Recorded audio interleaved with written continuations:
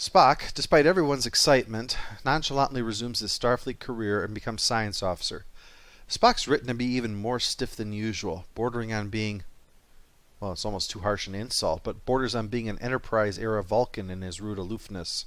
Well, so help me, I'm actually pleased to see you.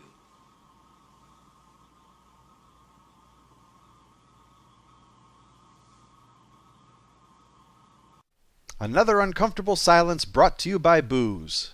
Booze! Celebrating 6,000 years of tolerating awkward moments. He helps Scotty fix the engines and they get back underway. Without that pressure, there's now time for Spock to explain his presence. The consciousness that he sensed came from the cloud and demonstrated a mind of pure logic. We need him. I need him.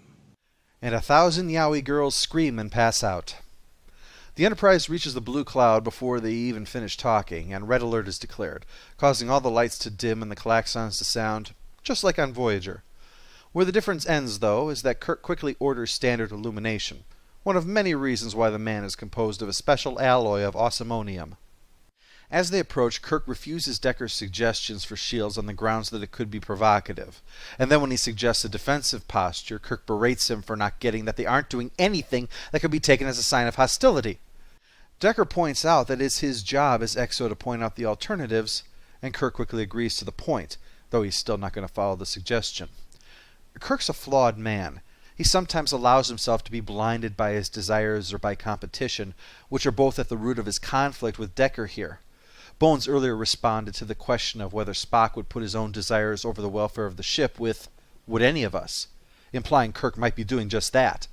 What makes Kirk a heroic figure can fill a whole video, really, but in this particular case, his leadership is shown by both possessing this flaw that blinds him to things, but that he is not blind to the flaw itself.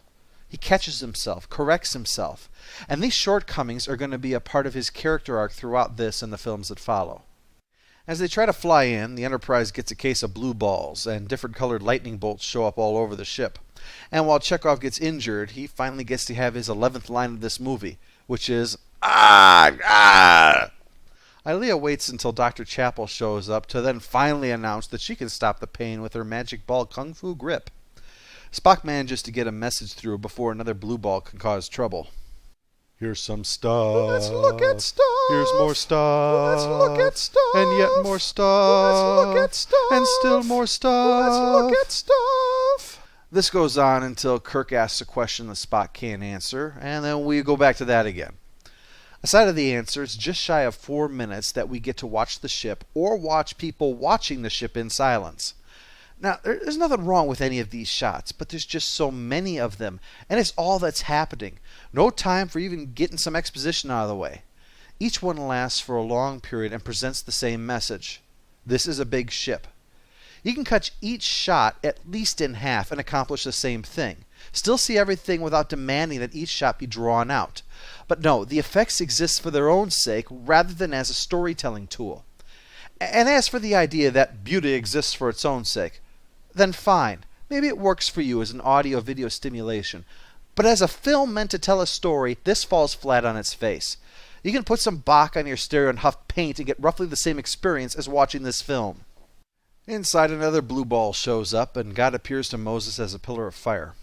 The pillar is a probe, and it starts scanning Earth defenses on the computer. So, unable to shut down the computer, Spock smashes it. Taking out the keyboard, it breaks the computer, right? The being of supposedly pure and emotionless logic then begins shocking him out of spite. "Oh no. This looks like a job for thrust barcode! Fear my Martian judo fiend!" Sadly, he's unable to stop the pillar in time, and Ilea is toasted. Enterprise then gets sucked into the ship. This is a better example of when the effects are used to advance the story. They cut back and forth to people who actually have something relevant to say, and many of the shots are much shorter. They are beautiful to look at and actually have a purpose. Their examinations are interrupted when there's an intruder alert, and so they quickly run to the shower, the first place aliens always go to. They discover a recreation of Ilea, speaking on behalf of V'ger. V'ger's heading to Earth to join with the Creator, to everyone's puzzlement. And who is the Creator? The Creator is that which created V'ger. Who is V'ger? V'ger is that which seeks the Creator. Wow, that's helpful. You're either a computer or a politician. So they scan her and find she's exactly duplicated, except with machinery imitating the organic functions. And her reaction to Decker makes Spock think that he can be used to tap into her loyalty to Starfleet to help them. So Decker starts showing her around the ship. All those vessels were called Enterprise. And what of the ship captained by Archer? He's dead to us. Decker tries a few things until she reveals that everyone on board is going to be reduced to a mere patterns in data storage. So again, either computer or politician, it could go either way. Decker suggests that if he reawakened her memories, that would aid her mission for V'ger, and she falls for it. Apparently all it takes is putting on a headdress, because soon Decker's able to ask questions and still find out a whole lot of nothing. Meanwhile, Spock sneaks into the airlock and does the nerve pinch on Pornstache here, who seems to be wearing 7 of 9's clothes. I'm also unsure why Spock feels the need to then drop down with him there out of the frame. Probably best not to speculate. We soon see him in a thruster suit. Look, that's what it's called, okay? Planning to fly through the pulsing hex field up ahead. He throws off his suit when the fuel's gone and flies over Coruscant a bit before he reaches the conclusion that V'ger is a living machine. The sensor must contain some special meaning. I must try to mind meld with it. Sure, what's the worst that can happen? I have got to stop saying that. He gets spat back out at Kirk, who came out in a suit of his own, because the bridge is no place for the captain during a crisis. In sickbay, Spock reveals V'ger's nature and its search to find the creator because it wants to find out if there's more to existence than pure logic and cold facts that it has on hand. To do this, it shows up over Earth and broadcasts a radio signal. When there's no reply, it fires a few yellow bowling balls to the planet with the intent of wiping out all life on Earth. Boy, I hate getting voicemail too, but you don't see me annihilating all life, do you? Spock says that V'ger is essentially a child. Isn't that always the way with super beings? So Kirk says he knows why the creator won't respond, but won't answer unless V'ger withdraws the probes. V'ger gets pretty steamed at this, but if there's any one characteristic that defines Kirk, it's his ability to face a situation where unimaginable devastation will result from failure and not even break his stride. In these situations, he's Bruce Lee squared, Jack Bauer cubed, and Chuck Norris to the awesome power. And if you doubt that, realize that Kirk is playing chicken with a supercomputer capable of destroying Earth, and it's V'ger that blinks. So V'ger sucks Enterprise even deeper inside so Kirk can meet V'ger directly. V'ger makes a Lincoln log bridge out of pixie dust for them to cross. Then they discover that V'ger is, in fact, the Voyager 6 probe, and M. Night Shyamalan is his co-pilot. It seems V'ger disappeared into a black hole and presumably wound up over some planet where machine life existed. Discovering its programming, acquire all possible knowledge and send it back to Earth, the machines built V'ger a vessel to complete its programming, and once it acquired so much knowledge, it became a conscious entity. So Kirk adopts the infamous Shatner move that has been imitated so many times over the years. We are the creator. They transmit the sequence to activate its programming to prove this, but V'ger severs it on purpose, so that the creators would have to merge with it.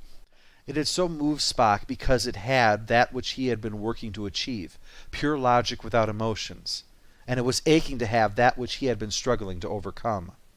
Anyway, Decker likes the idea of merging with a 300-year-old probe, so he completes the sequence and winds up in the pixie dust hairdryer when Ileabot shows up. And it's all dramatic until they get sucked into nothingness, and Kirk and company need to haul ass out of there. So V'ger disappears in a burst of special effects, leaving the usual end of Trek epilogue. Kirk has them fly off into 5 more movies that, better or worse, will at least be faster paced. Follow-up. Annoying character goes to Ilia. I don't care about having sex with your hairless ass. Why wait until a doctor with pain medication shows up to cure Chekhov's pain? And why couldn't you have cured my pain? Do you know how much I'm paid for this movie? We have the first damn dirty Lazarus mutant of the week, also for Ilia, who dies but is brought back as a bastardization of science and then possibly dies again. Paramount produced 10 Star Trek films every 2 or 3 years before the long break until the Abrams 11th. For that reason, each of the first 10 scores is relative to the other 9, since all scores are relative to their series. Thus, the final score for Star Trek I, the motion picture, is 4 out of 10. A plot that, when you get down to it, is more suited for a television show than a film. The massive budget is the only thing that makes it seem epic. There's some definite good direction to it. The special effects are nice, the music is good, and the acting is fine. But the story is simply not very strong, and the editing seems to be non-existent.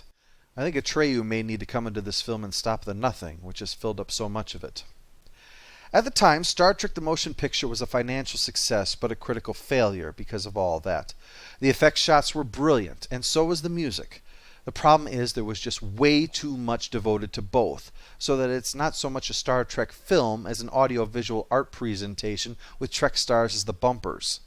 It was caused because the original effects house produced real shit, and so they went massively over budget, having 2 other special effects studios working day and night to get the film done on time, and so there was little time left to edit it. The director's cut does remove a lot of the problems, but not enough, and it doesn't really solve how the story, for all the depth of the concept, is fairly shallow compared to the film it was supposed to be so much like, 2001. V'ger achieves its goal so the Earth is saved, Spock resolves his minor plot thread, yet Kirk's obsession with the Enterprise isn't resolved here, and his conflict with Decker is only really resolved in that Decker disappears at the end. And at over 2 hours in length, it just runs too long even with the improved editing. Many people like the atmosphere, and I concur it has a nice atmosphere. The problem is that it's all atmosphere, short on substance. In a way, though, this all worked to Star Trek's advantage. The massive box office return ensured that there was strength for a sequel, but the reaction of the film itself caused Gene Roddenberry to get kicked upstairs and out of the way. As much as we may love his ability to create universes, he wasn't a very good writer, and his vision for what Star Trek should be differed from what many of the fans had fallen in love with. And we're not talking about special effects stuff. It's just he seemed to like things that differed from what the fans had come to love about the original show. These things would lead to greater successes to come. The films would be handed over to Harve Bennett, and many feel that, as blasphemous as it may sound, that was precisely what the franchise needed. That had it remained on the same course, what happened in the mid-2000s with the franchise would have happened then, and likely spelt the end of Trek for good. Star Trek II: The Wrath of Khan would build upon the financial successes of the first to keep the franchise alive so that Gene could eventually do his version of Star Trek with TNG.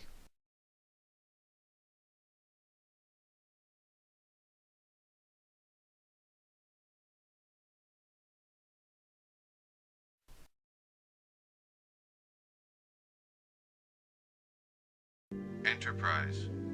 What we got back didn't live long, fortunately.